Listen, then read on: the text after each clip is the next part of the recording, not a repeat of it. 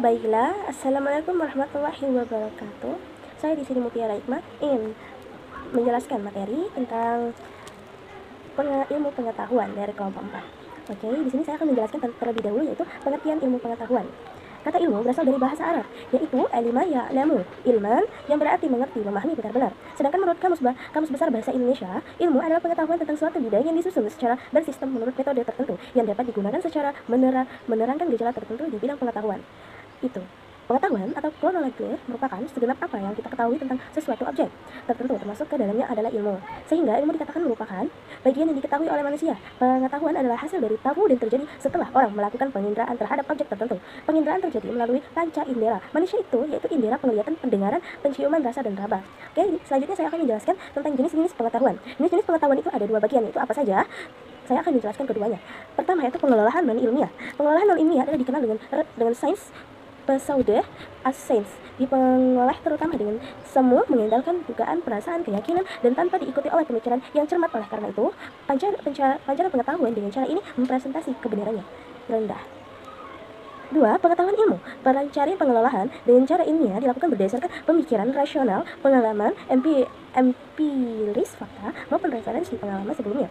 Pengetahuan yang diperoleh dengan menggunakan cara atau metode Islam, metode ilmiah disebut ilmu. Oke, di sini yang ketiga saya akan menjelaskan tentang unsur-unsur pembentukan ilmu pengetahuan. Keberadaan ilmu pengetahuan terbentuk dari hukum secara khusus dan teori yang lebih general, baik dalam rumusan hukum maupun teori melibatkan unsur konsep yang merupakan konstruksi mental dalam menginterpretasikan hasil observasi. Konsep merupakan simbol-simbol dari yang membentuk untuk mengorganisasikan pengalamannya. Hukum adalah korelasi antara dua konsep atau lebih dekat kaitannya dengan hal-hal yang terobservasi.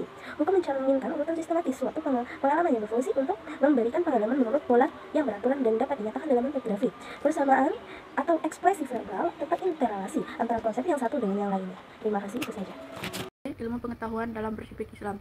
Orang yang membaca Al-Quran akan mendapati materi yang terdapat dalam surah Makkiyah dan Madiniyah secara seimbang dengan semua kata kejadian sebagai kata benda, kata kerja, atau kata keterangan beberapa ratusan kali.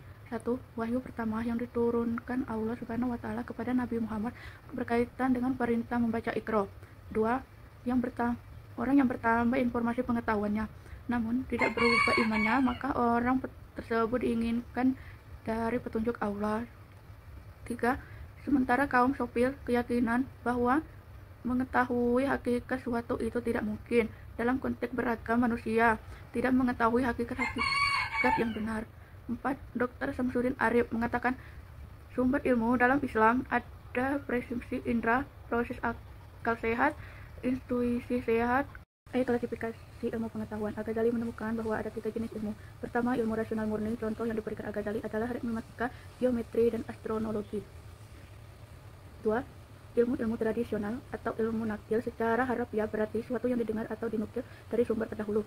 Contoh ilmu semacam ini adalah ilmu hadis dan tafsir. Tentu, yang dimaksud oleh Al-Ghazali ini adalah kinre tafsir yang dikenal tafsir bi al-matsur, yakni tafsir yang berdasarkan pada hadis pendapat para sahabat atau nabiin. 3. Ilmu yang menggabungkan antara akal dan tradisi, antara penalaran dan riwayat. Contoh ilmu semacam ini antara lain adalah usul fiqh, yakni ilmu yang mengulas cara-cara untuk menentukan hukum dari dalil-dalil agama yang bersifat umum. F. Hubungan antara sains dan Islam. Hubungan sains dan Islam tidak lepas dari kemajuan dan kemunduran sains dalam peradaban Islam. Umat Islam mulai mempelajari atau melakukan penafsiran ilmiah sejak generasi pertama sampai abad ke-5 Hijriah hingga menjadikan diri mereka sebagai pelopor ilmu pengetahuan di seluruh penjuru dunia. Umat Islam telah menjadi pelopor dalam resiar tentang alam, sekaligus sebagai masyarakat pertama dalam sejarah ilmu pengetahuan. Pandangan Al-Quran terhadap sains. 1. Seluruh pengetahuan termasuk pengetahuan kealaman atau sains ada dalam Al-Quran. Pendapat ini didukung antara lain oleh Al-Ghazali, Al-Suyuti, dan Mawardi Bujail. 2. Al-Quran hanya sebagai petunjuk untuk mengembangkan ilmu pengetahuan. Pendapat ini didukung antara lain oleh Ibnu Sina, Al-Biruni, dan Al-Haytham. G. Faktor-faktor pendorong kemajuan sains dalam peradaban Islam. Faktor-faktornya antara lain yaitu 1. Universalisme, 2. Toleransi, 3. Karakter pasar internasional, 4. Penghargaan terhadap sains dan saintis, 5. Keterpaduan antara tujuan dan cara. H. pendekatan sains dalam Islam. Sebelum kita lebih jauh lagi membahas seputar pengenalan Islamisasi sains atau ilmu pengetahuan, maka hendaklah kita tentukan atau bicarakan bagaimana mendekatkan sains yang ada dalam Islam. Terdapat 4 pendekatan yang digunakan dalam sains Islam, antara lain 1. I'jazul Quran, pendekatan mencari kesesuaian penemuan ilmiah dengan ayat Al-Quran. Yang kedua, Ismizatun, yakni membandingkan sains modern dan keazanah Islam untuk kemudian melahirkan next box originally dari umum muslim. Yang ketiga, pembangunan sains dalam pemerintahan Islami. Ide ini terutama pada proses pemanfaatan sains dalam lingkungan Islam. Pastilah sains tunduk pada tujuan mulia. Ilmuwan Pakistan Z.A. Hashami memasukkan Abdus Salam dan Habib pada kelompok ini. Kesimpulan, hubungan antara sains dan Islam dapat disimpulkan bahwa Islam tidak mengekang umatnya untuk maju dan modern. Islam dan sains tidak bertentangan, bahkan dapat saling mempertegas. Islam memandang ilmu pengetahuan sebagai kebutuhan manusia untuk mencapai kesejahteraan hidup dan mengenal Tuhan. Islam memandang ilmu sebagai cahaya yang membuat sesuatu yang gelap menjadi terang. Islam menjunjung umatnya untuk menjadi orang yang baik dalam hal iptek Al-Quran mengandung banyak ilmu pengetahuan yang dibutuhkan manusia untuk membangkang pengetahuan di dunia sains. Al-Quran mengarahkan manusia untuk menggunakan akal pikirannya dan meninggalkan ilmu pengetahuan.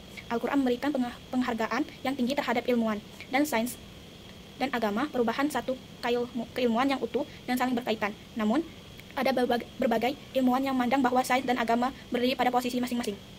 Sekian presentasi yang kami sampaikan, kurang lebihnya kami mohon maaf. Wassalamualaikum warahmatullahi wabarakatuh.